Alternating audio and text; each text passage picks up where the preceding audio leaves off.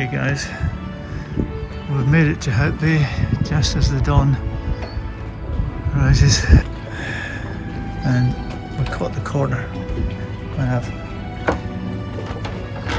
scraped my boat.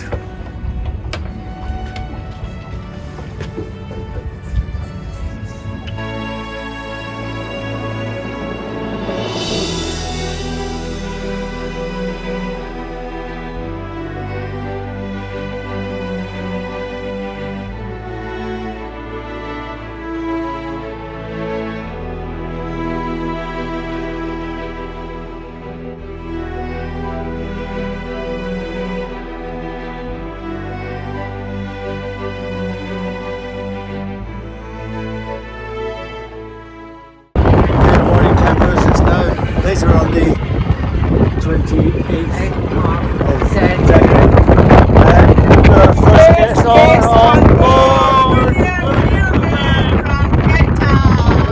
Welcome to Cape Town, welcome to Hout Bay. Fantastic, congratulations for making it this far and coming home.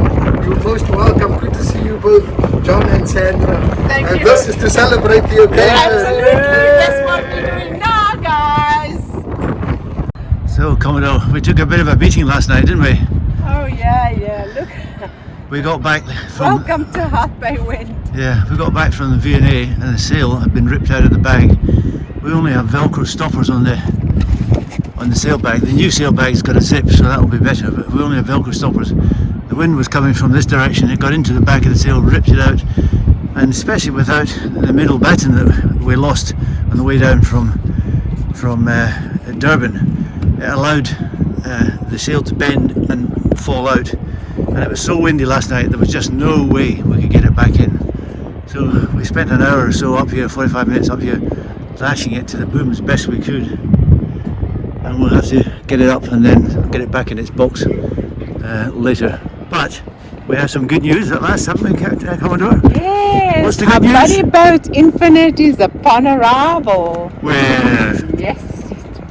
There's somebody's This is hiding. Mark from Infinity. They've been taking a real bad weather beating. Yeah. We left Durban together, and they're just arriving today because on their monohull, I think it is a lot more challenging. And they bailed out into PE for 3 nights or something. They had to stay because they were just And here comes Infinity entering the harbour on the arrival. on a beautiful day in Cape Town, Hout Bay. Cape Town, Hout Bay.